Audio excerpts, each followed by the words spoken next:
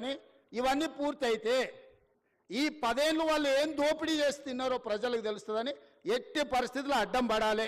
600 అయినా దీన్ని ముందుకు సాగనీయొద్దని అంటారు. ఇక ప్రతోడు బయలుదేరుతాడు.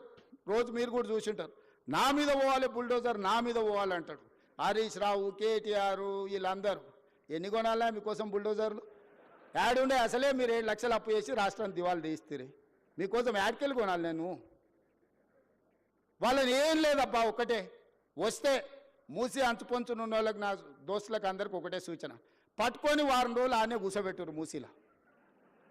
ఏమొద్దు వాళ్ళని ఒక్క వారం ఆడు ఉండమనుర్రి.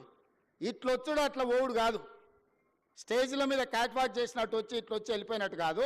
ఒక వారం రోజులు హరీష్ రావును, కేటీఆర్ను, రాజేందర్ను ఆ మూసి అంచున పేదోళ్ళు ఉన్న కాడ ఒక వారం వాళ్ళని ఆడు ఉంచుర్రి. వాళ్ళ కష్టాలు తెలుస్తాయి, వాళ్ళకి ఏం మేలు చేయాలనో వాళ్ళకి అర్థమవుతుంది. కాబట్టి ఇక్కడ వచ్చిన ఇంజనీర్లకు ముఖ్యంగా రేపు జిహెచ్ఎంసీలో కానీ ఇక్కడ సిటీలో సర్వీస్లో చేరబోయే వాళ్ళు మీ కర్తవ్యంగా పెట్టుకోండి.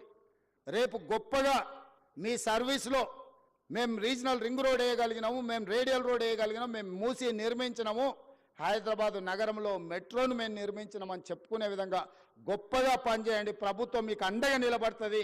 ప్రభుత్వం మీకు ఏం కావాలన్నా సహకరిస్తుంది. ఈ ప్రభుత్వం మనది.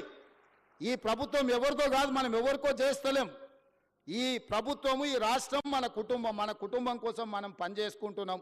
మీ అందరి సహకారం ఉండాలి. మళ్ళొక్కసారికి ఇక్కడికి వచ్చిన వాళ్లకు, తెలంగాణ రాష్ట్ర ప్రజలందరూ కూడా దసరా శుభాకాంక్షలు తెలియజేస్తూ మీ అందరి దగ్గర సెలవు తీసుకుంటున్నా.